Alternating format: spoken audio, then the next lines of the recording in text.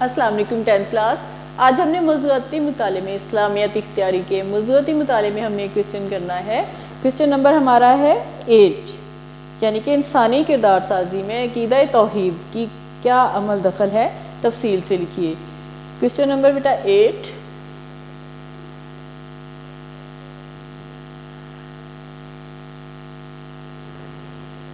انسانی کردار سازی میں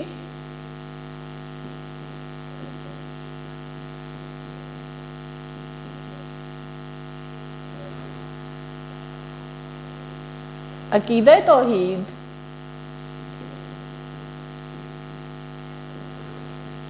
کا کیا عمل دخل ہے؟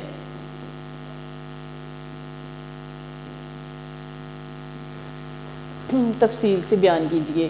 تو سب سے پہلے ہم دیکھتے ہیں کہ عقیدہ توحید ہے کیا، کسے کہتے ہیں عقیدہ توحید؟ یعنی کہ اللہ تعالیٰ کو ایک ماننا، اللہ تعالیٰ کے ساتھ کسی کو شریک نہ ٹھہرانا توحید کا مطلب ہے۔ توحید جو ہے تعلیمات اسلام میں توحید کو بنیادی اور مرکزی مقام حاصل ہے، یعنی کہ توحید کو سب سے زیادہ مرکزی مقام حاصل ہے۔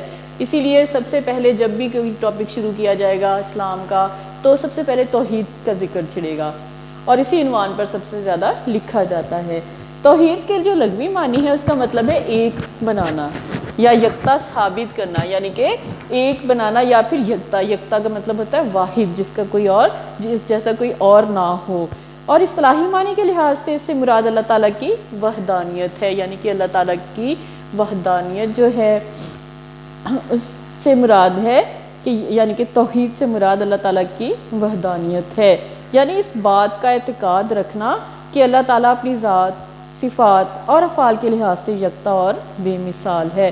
تمام کائنات صرف اسی کی مخلوق ہے اور اسی کے مطابق چل رہی ہے، یعنی کہ جتنی بھی کائنات ہے وہ سب اور سب اللہ تعالیٰ کی مخلوق ہے اور اس کے جو ہے اس میں ایک ہی نظام چل رہا ہے جو اللہ تعالیٰ کا نظام ہے، اسی نظام کے تحت وہ پوری کائنات جو ہے وہ چل رہی ہے۔ کائنات میں اس کے علاوہ اور کوئی خدا نہیں جو اس کے ساتھ ذات، صفات یا افعال میں شریک ہو، یعنی کہ ساری دنیا میں کوئی بھی اللہ تعالیٰ کے ساتھ کوئی بھی شریک نہیں ہے، نہ تو اس کی ذات کے ساتھ کوئی شریک ہے، نہ اس جیسی صفات کسی میں ہے، نہ اس جیسے افعال کوئی کر سکتا ہے۔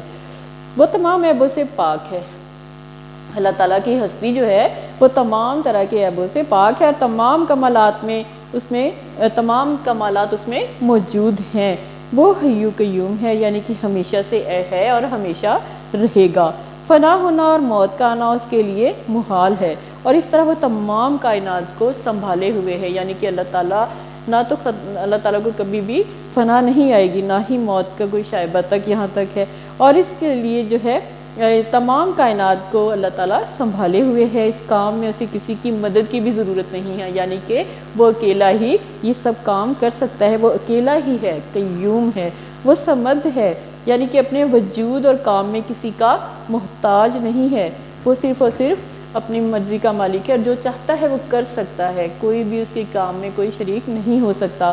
وہ اکیلا ہی عبادت کے لائق ہے اور عبادت کا مستحق ہے۔ وہ ایسی عظیم ہستی ہے کہ جو عبادت کے لائق ہے، کیونکہ اس نے اتنی عظیم دنیا بنائی اور اس دنیا کو اس نے بے شمار نعمتوں سے نوازا کہ انسان جو ہے ان نعمتوں کو گن بھی نہیں سکتا، ان کو شمار بھی نہیں کر سکتا، اس قدر نعمتوں سے اللہ تعالیٰ نے اس دنیا کو نوازا۔ تو اللہ تعالیٰ عبادت کے لائق ہے، صرف اور صرف اگر کوئی عبادت کے لائق کوئی ہستی ہے تو وہ صرف اور صرف اللہ تعالیٰ ہی ہے، اور کوئی ذات اس کی استحقاق میں اس کی شریک نہیں بن سکتی۔ وہ اپنی ذات، صفات اور افعال میں وحدہ لا شریک ہے، یعنی کہ وہ اپنی صفات میں بھی، اپنی ذات میں بھی اور افعال میں بھی ہر طریقے سے وہ وحدہ لا شریک ہے، یعنی کہ اس کے ساتھ کوئی بھی اور شریک نہیں ہو سکتا۔ ذات میں ایک ہونے سے مراد یہ ہے کہ اس جیسی ذات کوئی نہیں۔ اب پہلے بات 3 صفات بیان کی گئی ہیں، ذات، صفات اور افعال۔ تو سب سے پہلے ہم دیکھتے ہیں کہ ذات میں کس طرح سے وہ اللہ تعالیٰ ایک ہے، کہ ذات میں ایک ہونے سے مراد یہ ہے کہ اس جیسی ذات اور کوئی نہیں ہے، اور صفات کی وحدت سے دیکھا جائے کہ اس جیسی صفات جو ہیں وہ بھی اس جیسی صفات کاملہ کسی اور ذات میں نہیں پائی جاتی۔ اور افعال کی لحاظ سے دیکھا جائے تو افعال کی وحدت کا مطلب یہ ہے کہ کائنات کی تمام تدابیر صرف اسی کے ہاتھ میں ہیں، یعنی کہ وہ جو کچھ بھی دنیا میں ہونا ہے، کیا ہو چکا ہے، وہ سب کچھ جو کچھ آئندہ وقت میں ہونا ہے، جو ہو رہا ہے، وہ سارا جو ہے اسی کے ہی ہاتھ میں ہے، اور کوئی اور دوسرا یہ کام نہیں کر سکتا، نہ اس کے معاملات میں کوئی دخل دے سکتا ہے۔ قرآن کریم نے اس مسئلے کی توحید پر بہت زور دیا ہے اور مختلف طریقوں سے توحید کے عقیدے کو راسخ کرنے اور ہر قسم کے شرک کو ختم کرنے کی تلقین دی ہے۔ یعنی کہ قرآن پاک میں اس مسئلے پر بہت زیادہ بار بار یہ تاکید آئی ہے اور مختلف طریقوں سے توحید کے عقیدے جو ہیں ان کو راسخ کرنے اور ان کے ہر قسم کے شرک کو ختم کرنے کی تعلیم دی گئی ہے۔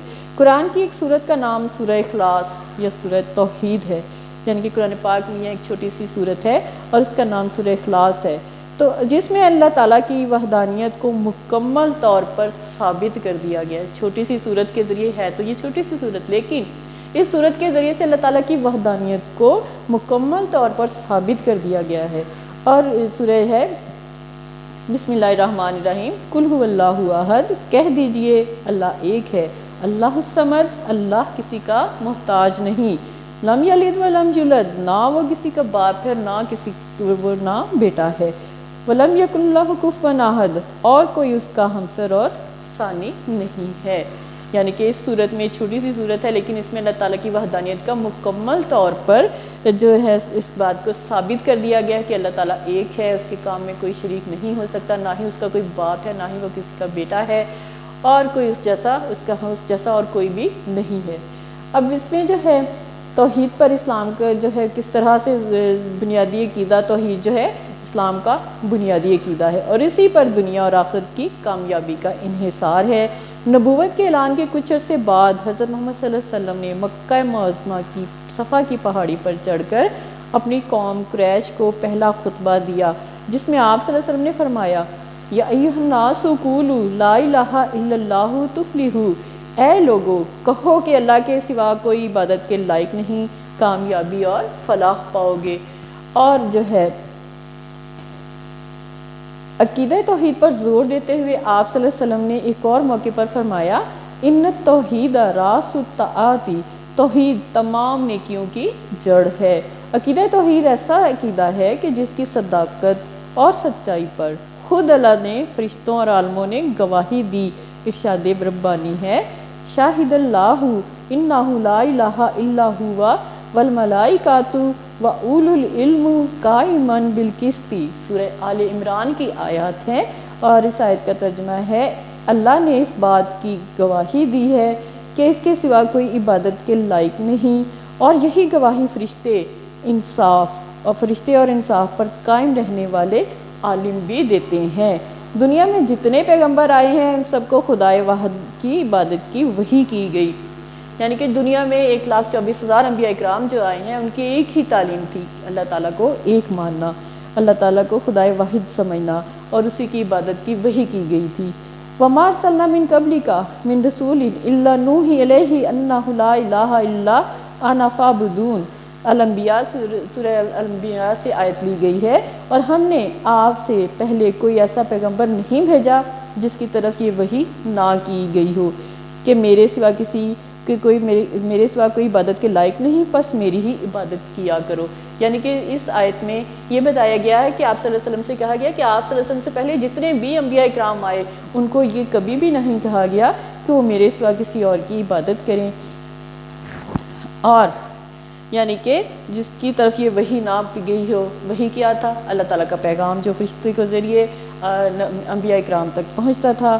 تو اللہ تعالیٰ نے فرمایا کہ ہم نے آپ سے پہلے ایسا پیغمبر نہیں بھیجا جس کی طرف یہ وحی نہ کی ہو کہ میرے سوا کوئی عبادت کے لائق نہیں، پس میری ہی عبادت کیا کرو۔ یعنی کہ ایک ہی بات ہر نبی تک پہنچی کہ اللہ ایک ہے اور اس کے سوا کوئی عبادت کے لائق نہیں ہے، اسی کی عبادت کرو۔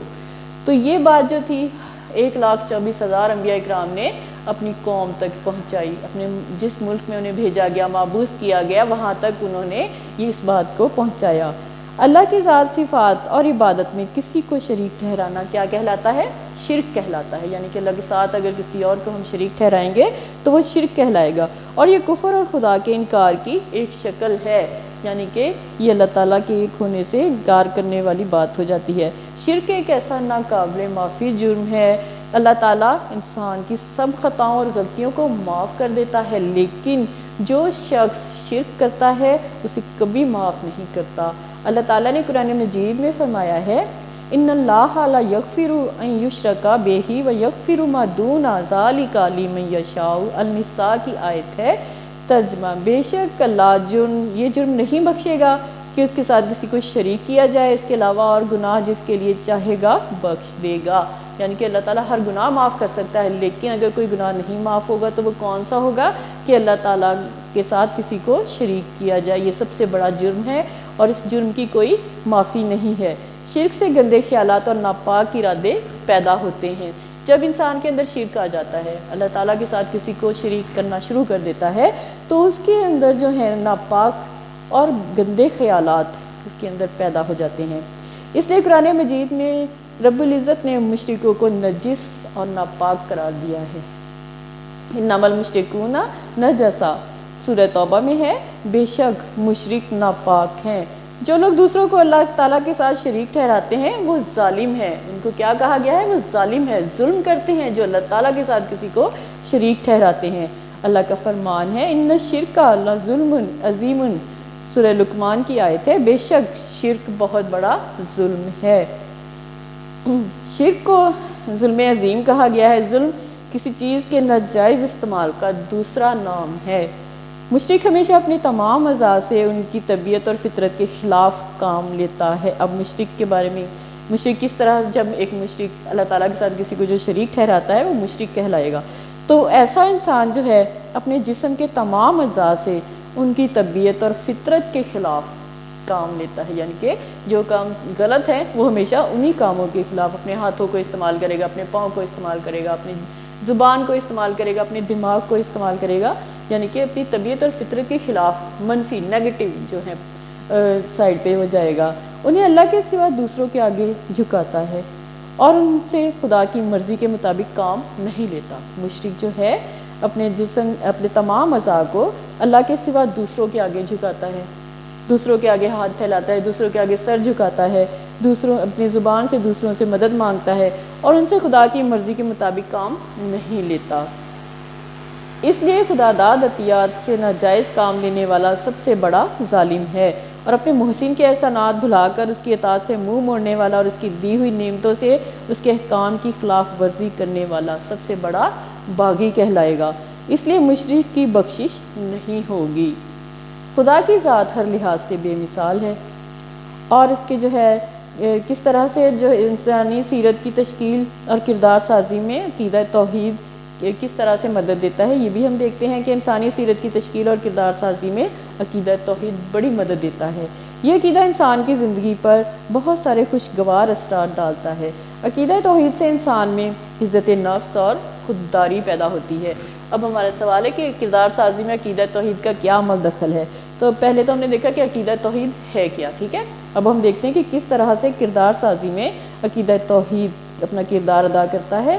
تو ایک عقیدہ توحید سے انسان میں عزت نفس اور خودداری پیدا ہوتی ہے۔ وہ تمام مخلوق سے بے نیاز ہو جاتا ہے اور اس کا سر اللہ کے سوا دنیا کی کسی دوسری طاقت کے سامنے نہیں جھکتا۔ اللہ کو ایک ماننے والا خوددار ہونے کے ساتھ ساتھ نہایت متواضع اور منکسر مزاج ہوتا ہے۔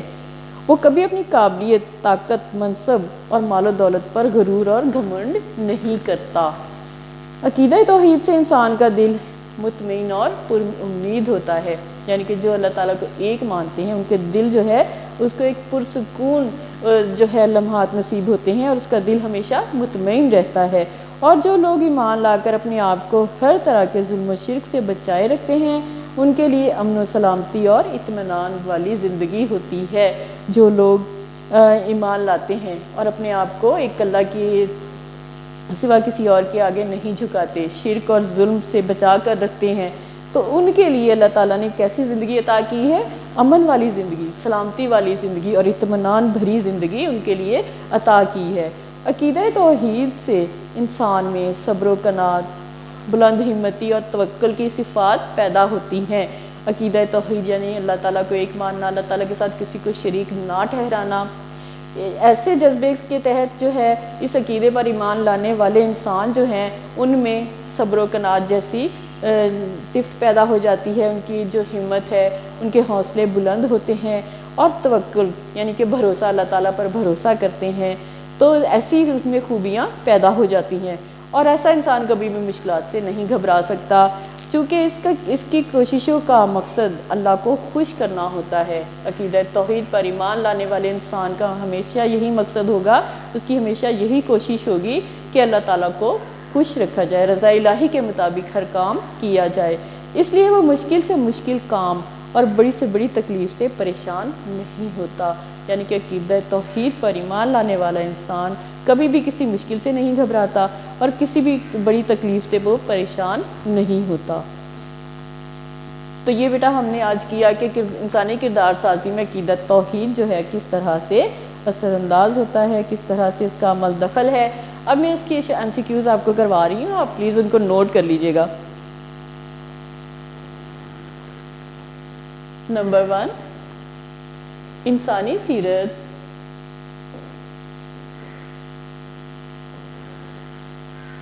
کی تشکیل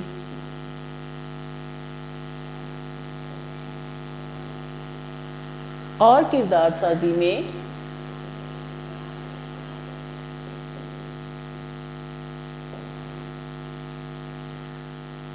بڑی مدد دیتا ہے۔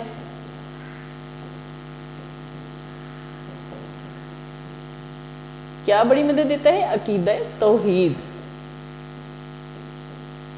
عقیدہ توحید جو ہے وہ انسانی سیرت کی تشکیل اور کردار سازی میں بہت زیادہ مدد دیتا ہے۔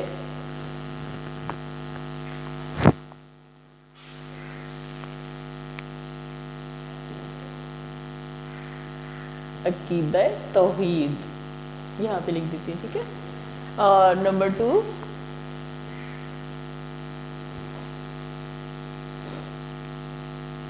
عقیدہ توحید سے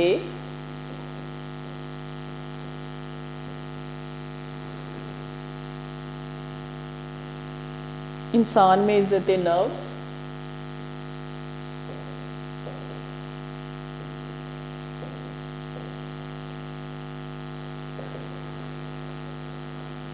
اور پیدا ہوتی ہے۔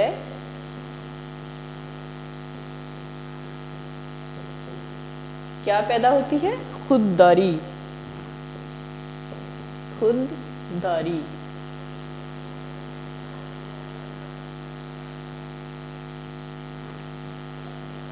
نمبر 3،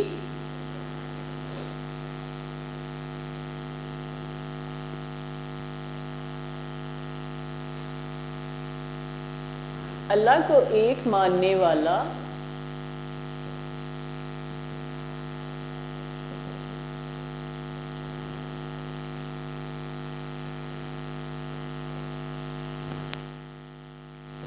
کبھی بھی نہیں کرتا، کیا نہیں کرتا؟ غرور اور گھمنڈ۔ یعنی کہ جو اللہ تعالیٰ کو ایک مانتا ہے وہ کبھی بھی غرور اور گھمنڈ نہیں کرتا۔ نمبر 4، عقیدہ توحید سے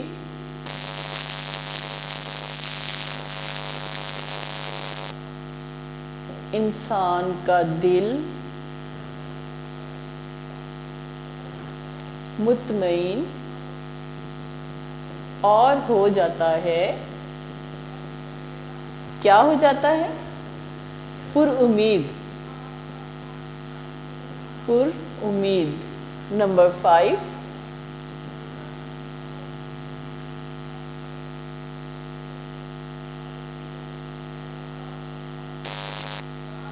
عقیدہ توحید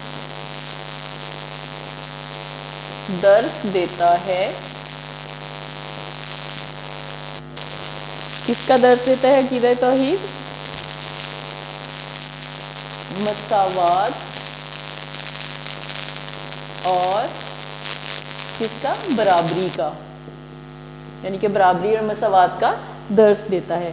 تو یہ بیٹا میں نے جو ہے انسانی کردار میں کردار سازی میں عقیدہ توحید کا کیا عمل دخل ہے، یہ ہم نے دیکھا کہ کس طرح سے عقیدہ توحید جو ہے انسان کے کردار پر اثر انداز ہوتا ہے، کس طرح کی خوبیوں کی مالک وہ انسان ہو جاتا ہے جو عقیدہ توحید پر ایمان لاتا ہے اور کس طرح سے اس کی کردار سازی ہوتی ہے۔ تو یہ بیٹا 5 MCQs آپ کو کروا دیے ہیں، ان کو آپ نوٹ کر لیجئے گا اور اسی ٹاپک میں سے آپ دیکھیے گا، اسی کوشچن کے جو آنسر ہے اسی ٹاپک میں سے دیکھیے گا کہ آپ کو تھوڑے سے اور MCQs مل جائیں گے۔ آپ خود سے بھی کچھ 5 MCQs بنائیے گا تاکہ ٹاپک آپ کو بہت اچھے طریقے سے انڈرسٹینڈ ہو جائے۔ اوکے بیٹا، آپ کا آج کا لیکچر کمپلیٹ ہو گیا ہے۔ اللہ حافظ۔